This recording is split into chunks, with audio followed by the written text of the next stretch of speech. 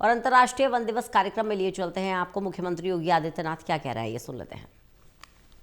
को दे रही है और उन स्थितियों में जो भारत की ऋषि परंपरा ने सदैव हमें इस बारे में कहा है, जिसके बारे में हमारे राज्य मंत्री ने भी इस बारे में चर्चा की थी कि 10 कूप समावापी 10 वापि समो हृदय, 10 हृदय समम पुत्रो 10 पुत्र समो द्रुम, यानी 10 कुओं के समान एक बावड़ी है और 10 बावड़ियों के समान एक तालाब, 10 तालाबों के समान एक पुत्र है और 10 पुत्रों के समान एक वृक्ष है।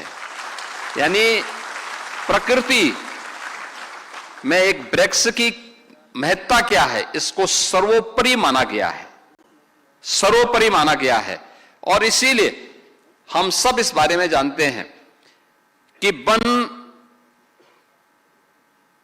जीवन का आधार और प्रकृति के संतुलन का भी एक महत्वपूर्ण आयाम प्रस्तुत करता है।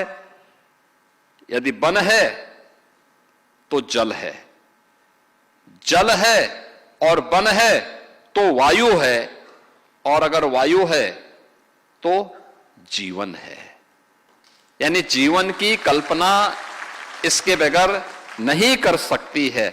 और इसीलिए वैश्विक दृष्टिकोण और थीम को ध्यान में रखते हुए हम सब ने भी इस बार जो अपनी इस वर्ष की थीम रखी है, फॉरेस्ट एंड इकोनॉमिक्स, यह थीम दिखाती है कि हमें पारिस्थितिकी संतुलन को बनाए रखने के लिए वनों से आर्थिक विकास और उससे मानव कल्याण के लिए कैसे हम उसको बेहतरीन तरीके से आगे बढ़ा सकते हैं। यह हम सबकी वर्तमान की जो चुनौतियां हैं उसी थीम के अनुरूप यह हम सबको अपनी कार्य योजना प्रस्तुत करनी होंगी। मुझे प्रसन्नता है इस बारे में कि पिछले 9 वर्षों में उत्तर प्रदेश के अंदर आदरणीय प्रधानमंत्री जी के मार्गदर्शन में हम लोगों ने अपने वन आच्छादन को बढ़ाने में सफलता प्राप्त की है। यह एक प्रयास है और मेरा मानना है कि इस प्रयास में हमें सफलता प्राप्त तब हुई जब हम लोगों ने इसे जन आंदोलन बनाने का कार्य किया।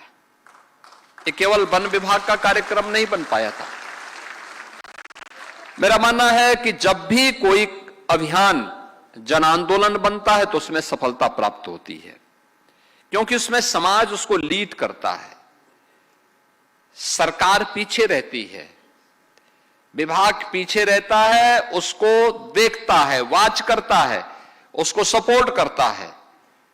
परिणाम हम सबके सामने आते हैं। जब सरकार आगे होती है, विभाग आगे होते हैं, पब्लिक पीछे होती है, परिणाम नहीं आ सकते, क्योंकि किसी की जवाबदेही नहीं होती। हमने पिछले 9 वर्षों में जो सफलता प्राप्त की है, इस सफलता के पीछे का आधार था कि हमने इसको जन आंदोलन बनाया, जिसमें समाज आगे था, सरकार पीछे थी। सरकार का काम सपोर्ट करना था, समर्थन करना था, उन बैरियर्स को हटाना था जो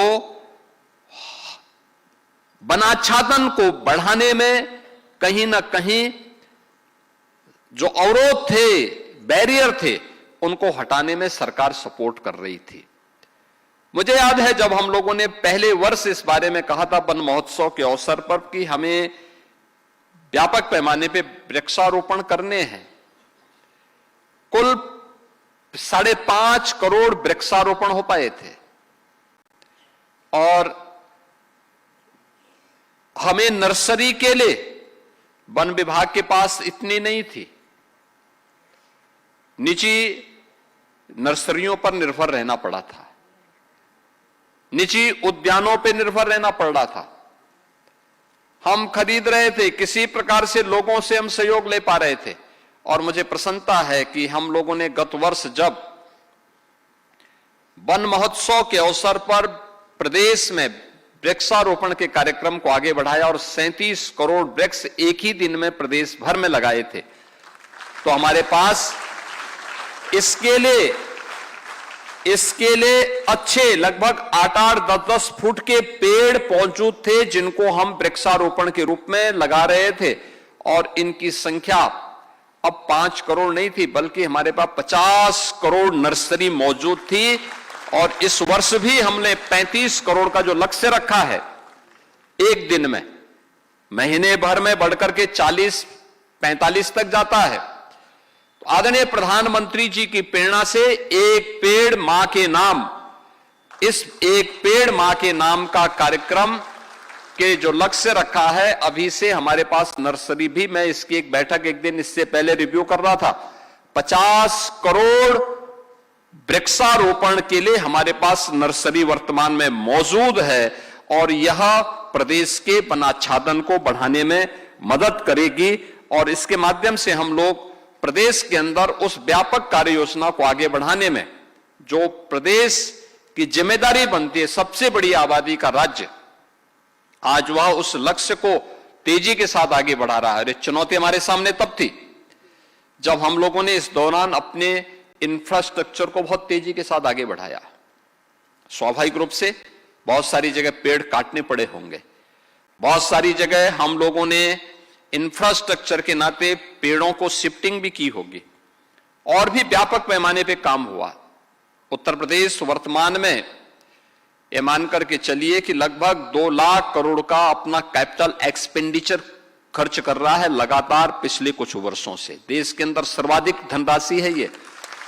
तो सबसे बड़ा इंफ्रास्ट्रक्चर प्रदेश के अंदर पर धनराशि इंफ्रास्ट्रक्चर पर खर्च होने के बावजूद उत्तर प्रदेश का वन आच्छादन बढ़ना एक सुखद अनुभूति कराता है। और मुझे लगता है कि चीजें दिखती हैं कि हम इन कार्यक्रमों को आगे बढ़ा सकते हैं। और उसी का परिणाम था कि हम लोगों ने पिछले 9 वर्ष में 242 करोड़ वृक्षारोपण करने में सफलता प्राप्त की है। और अब यह बढ़ करके लगभग 10% तक पहुंच चुका है। हमारा यह मानना है उत्तर प्रदेश का वन आच्छादन उतना होना चाहिए जितना देश की आबादी यूपी के अंदर रहती है, यानी लगभग 16 से 17% तक पहुंचाने के इस कार्यक्रम को हमको आगे बढ़ाना होगा। और इस दिशा में हम लोगों ने 17 में केवल एक हमारे पास रामसर साइट थी, आज इसकी संख्या बढ़कर के 11 हुई है। और हमारा प्रयास है कि हम इसकी संख्या को बढ़ा करके बहुत शीघ्र 100 तक ले जाने की दिशा में आगे बढ़े हैं।